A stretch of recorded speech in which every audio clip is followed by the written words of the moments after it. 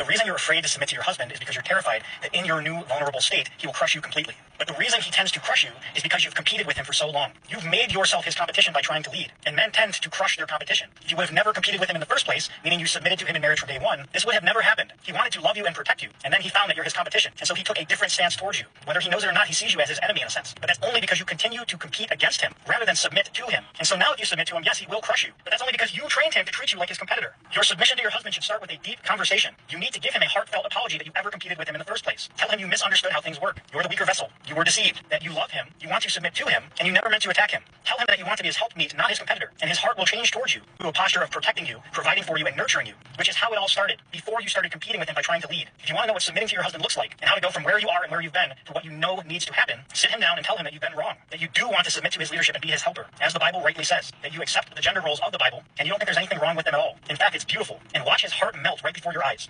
Whenever I showcase people like this, it is not because I'm trying to rage bait you or shine the light on this one little guy over there who has this one slightly wacky opinion.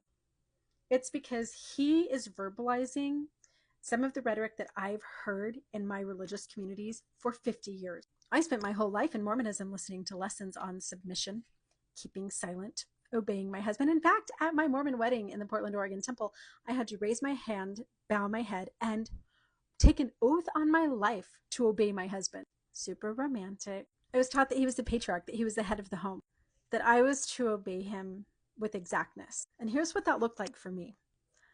There was a day, a few years into our marriage, when I came home and found a realtor sitting at our kitchen table at our house in Gilbert, Arizona. My husband had signed all the papers to sell our family home. He had decided that he wanted to live in a different neighborhood.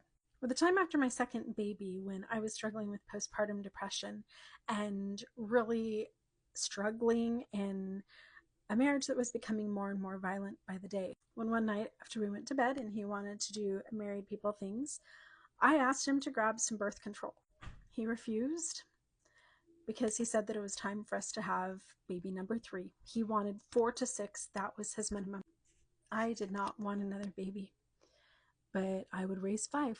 In the early 90s, a lot of my other Mormon mom friends were cutting their hair in these cute little tight-looking bobs, and I went to my hairstylist without asking permission, had my hair cut, absolutely loved it, came home thinking that I was the cutest thing in the world. He did not think it was cute. He abused me, screamed at me, and made it a point to tell me how hideously ugly I was, and that I was never to cut my hair short again, and I did not.